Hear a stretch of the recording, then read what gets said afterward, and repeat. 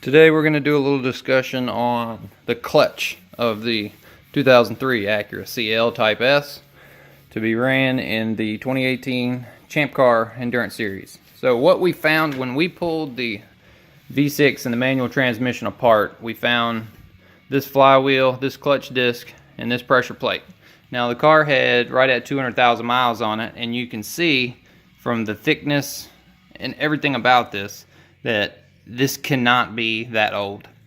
The previous owner that I bought it from that wrecked the car really didn't have any idea on when it was changed. I guess he didn't own it very long, but he sold it to me because he totaled the car. So if you can look, I don't know if the camera, yeah, you can see the detail on that. You can see the groove still in it. Like normally on a pressure plate and a flywheel, it'll just be smooth like a disc brake. So this still has grooves in it, like real fine grooves from the manufacturer. So we've got all these little fingers. They have a little bit of wear on them, but not bad. But this is the first time I've ever seen a clutch like this. So the first thing I noticed that the clutch isn't a sprung clutch. There's not 4 or 6 springs here. It's just a solid hub. But it has really thin tabs, very thin tabs that hold the clutch disc to the center of the clutch hub right here. So that was kind of a weird situation for me. I just thought, well, you know, with the power that this engine makes, you know, close to 260 at the flywheel, you know, that's a telltale sign of something that could fail with what we're going to do to it. And another thing is, this is the first time I've ever seen one of these. But you notice this right here? That's a flywheel, and it's turning. They call it a dual mass flywheel, which instead of your clutch disc having springs in it, the flywheel itself has springs in it. So it has a spring that runs all the way from here to here and stops there, and then another one that runs all the way here to here. So when you hit the gas, the other side will turn and compress that spring, and then slowly as you drive, it'll even back out and find a medium point.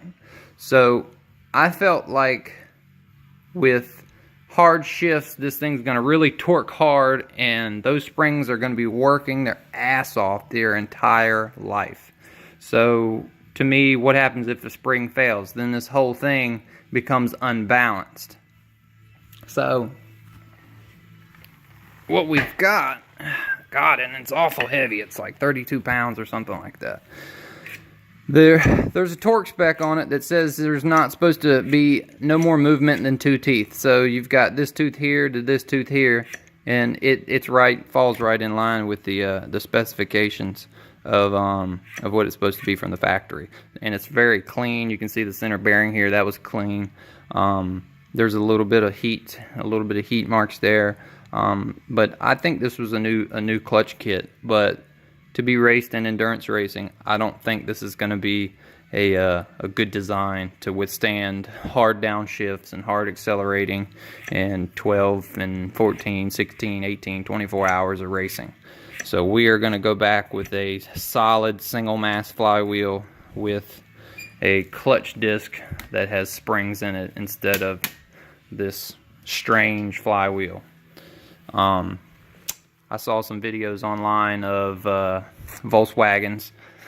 I guess it's the Jetta or whatever, but they have dual mass flywheels, and they're notorious for failing under racing applications. So we're going to go ahead and spend the money and update this puppy. So see y'all next time.